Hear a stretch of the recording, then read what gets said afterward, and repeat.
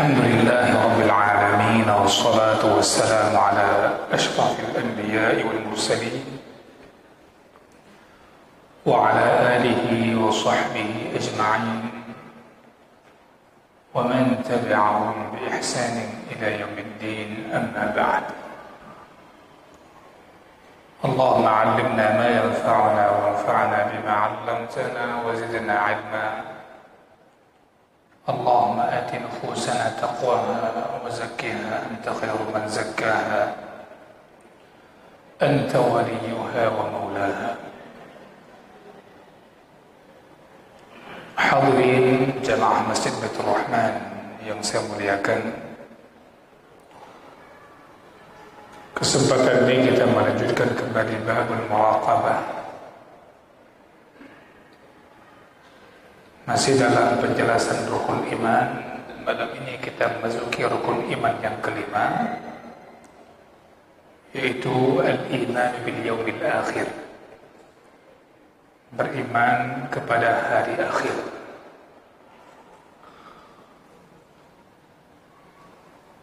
Beriman kepada hari akhirat atau hari akhir ini merupakan rukun iman yang barang siapa beriman dengan sebenarnya, maka dia akan senantiasa merubah perilaku buruk hidupnya kepada perilaku yang baik. Dia akan senantiasa memperbaiki keadaan dirinya untuk lebih baik. Kalau kita melihat Al-Quranul Karim, kita buka Al-Quranul Karim, maka iman kepada hari akhir ini selalu diiringi, dibarengi dengan iman kepada Allah.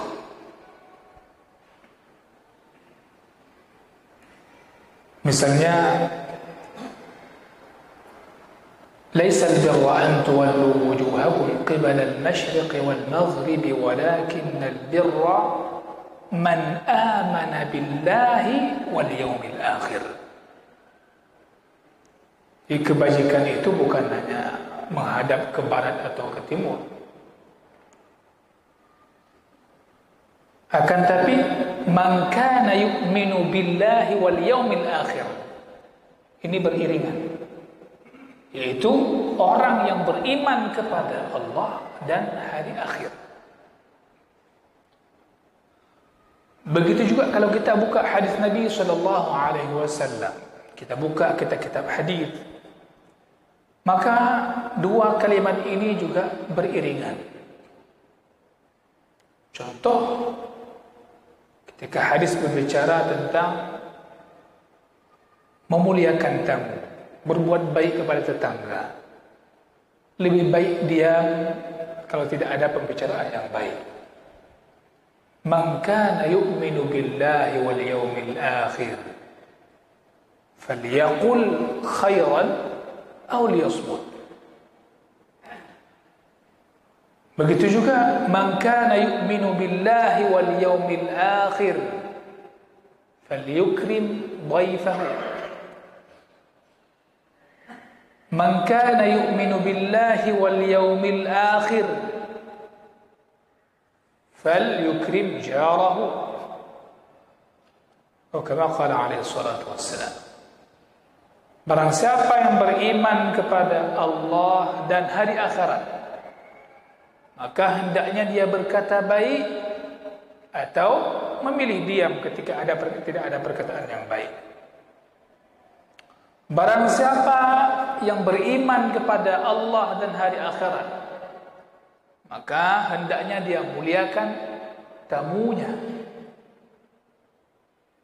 Barang siapa yang beriman kepada Allah dan hari akhirat, muliakan tetangganya, dan seterusnya. Itu kita dapatkan baik. Ini menunjukkan hendaknya kita mengambil perhatian besar dan senantiasa untuk belajar memahami, menghadirkan keimanan dalam kehidupan kita. Iman kita kepada Allah Subhanahu wa taala, bahwasanya nanti ada hari akhir yang mana di situ Allah Subhanahu wa taala memberikan balasan terhadap setiap amal perbuatan kita di dunia ini. Iman kepada hari akhir, jemaah sekalian, ini memberikan satu arahan kepada kita, bimbingan kepada kita, bahwasanya hidup di dunia ini sementara. Dan kita tidak boleh lalai dengan kehidupan dunia, dengan berbagai pernak-perniknya. Ini orang yang ada iman kepada hari akhir. Ini juga memberikan pemahaman kepada kita bahwasanya orang mukmin itu, dia memahami dan meyakini kehidupan itu bukan hanya di dunia, dan kita akan ada kehidupan yang tidak pernah ada habisnya. Maka pembicaraan iman kepada hari akhir ini pembicaraan yang penting, yang mana ada sekelompok manusia di kalangan orang-orang kafir dengan berbagai jenis penamaannya, mereka mengingkari iman kepada hari akhir. Di antaranya mengingkari kebangkitan nantinya. Mereka menganggap setelah mati ya selesai semua urusan. Ini tentu satu kekeliruan besar dan kesalahan yang sangat fatal, dan ini adalah bentuk kekafiran. Artinya Nabi Muhammad SAW ketika menjelaskan tentang iman kepada hari akhir, kita dapatkan dalam hadis-hadis beliau, di situ dibicarakan tentang balasan-balasan Allah setelah kehidupan dunia ini kepada manusia nantinya.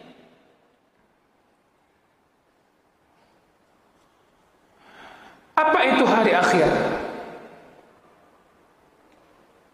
Dan kenapa dikatakan dengan sebutan hari akhir?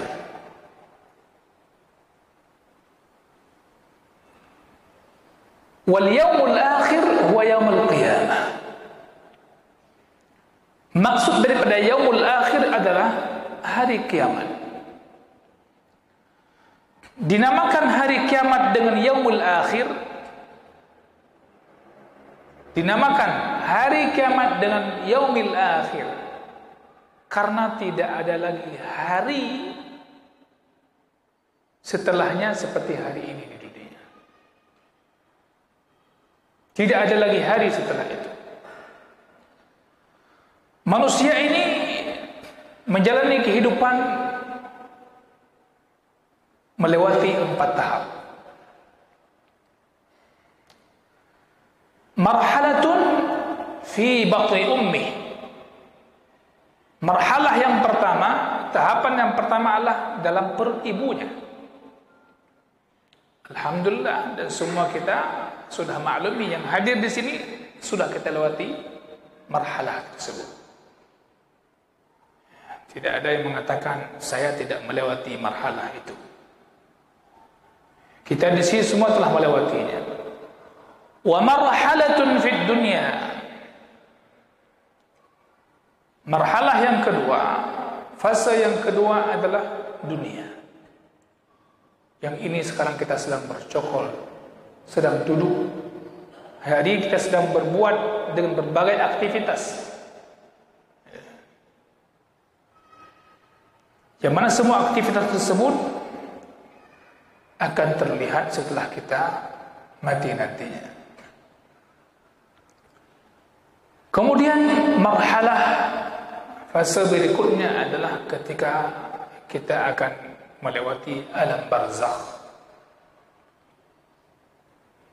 Semua yang sedang di sini dipastikan belum memasuki alam tersebut. Dan yang keempat adalah marhalatun, satu marhalah fase di hari kiamat nantinya. Ini adalah fase terakhir. Ini babak terakhir. Maka dikatakan dengan sebutan yaumil akhir. Ya, yaumul qiyamah ini fase terakhir, tidak ada lagi. Yang mana di situ manusia akan menetap dan menjadi penduduk, penghuni di fase tersebut. Apakah baik itu mereka di syurga? Semoga Allah Subhanahu wa taala menjadikan kita semua menjadi ahlinya. Amin ya rabbal alamin. Wa imma fin nar, ataupun di neraka, wal a'yadu billah min dzalik. Inilah tempat kembali terakhir. Dan sekarang kita sedang berjalan menuju kepada salah satu itu. Imma baik itu kepada syurga ataupun pada neraka. Maka disinilah ketika orang yang sadar dan dia selalu hadir tentang iman-iman ini, maka dia selalu berjalan di dunia dengan hati-hati, sebagaimana sifat orang bertakwa. Dia tidak mau berjalan tergelincir yang membuat dia akhirnya terbakar dengan azab Allah Subhanahu wa taala. Hadirin yang saya muliakan, iman kepada hari akhir termasuk di dalamnya adalah beriman dengan segala apa yang telah Rasulullah sallallahu alaihi wasallam khabarkan kepada kita tentang segala kejadian yang akan terjadi setelah kematian. Ini penting. Iman kepada hari akhir itu adalah termasuk di dalamnya beriman dengan segala apa yang telah dikhabarkan oleh Nabi sallallahu alaihi wasallam dari segala hal yang akan terjadi setelah namanya kematian.